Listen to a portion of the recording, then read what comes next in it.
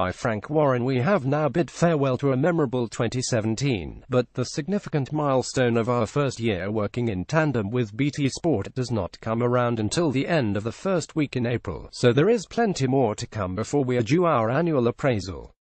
We got our revamped show on the road on April 8, 2017 in Manchester and subsequently made stops in Leicester, Leeds, London, Newcastle and Belfast in what has been a hugely encouraging beginning for BT's entry into the sport in conjunction with ourselves. I believe it is true to say we have made our mark and, to some extent, have re-established ourselves, although, to be honest, I think we were always doing bloody well in challenging circumstances beforehand, and now it is just about moving on from where we are now and taking it to the next level. While there is a satisfaction over what we have delivered for our fighters and the fans, the intention is to go from strength to strength and we are aiming for bigger and better. We were delighted to join forces with the likes of Josh Warrington and Carl Frampton last year, as strengthening our pool of top fighters is something we will continue to do when possible, and we are currently in talks with a couple of others. We have put our marker down and what we have to do is seek to surpass the standards we have set. However, even with the best will in the world, you are always going to get a couple of bum shows every now and again, no matter how hard you try. Sport is never an exact science, and it is like football matches in that don't always live up to expectations. Look at Man City the other day against Crystal Palace when they didn't look like the world beaters we are all making them out to be. It happens now and again, but what we always try to do is build a card where, if one fight does prove a disappointment, there are others that will deliver the goods for the fans. We have been successful so far in that respect, and it is what we are trying to maintain because, for us, it is all about bringing our fighters through and putting them into good that will develop them. While each of our shows across 2017 was enjoyable, there were a few that stood out for me for different reasons.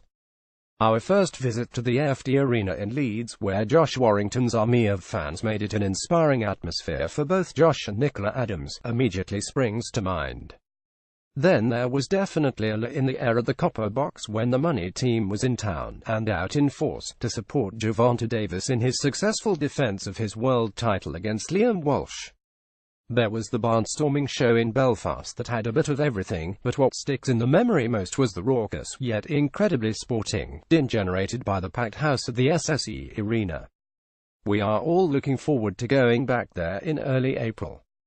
But Carl Frampton isn't the only one with a really significant fight looming in the first half of this year, as a number of our fighters are poised for big things.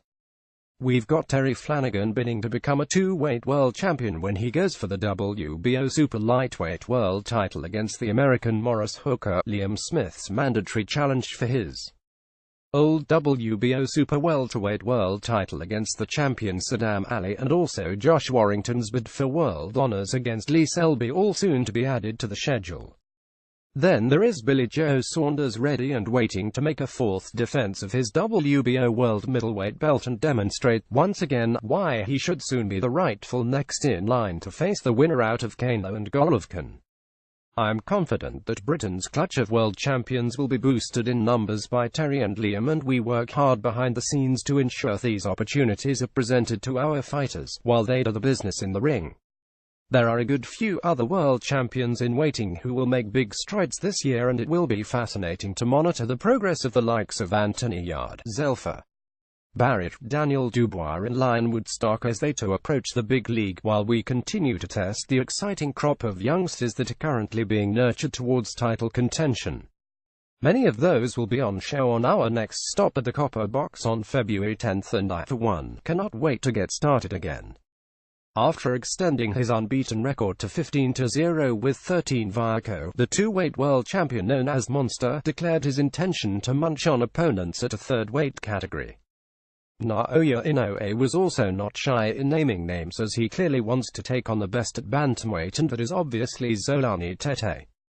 Zolani Tete, do you know what? That would be the fight that Rigondeaux Lomachenko wasn't.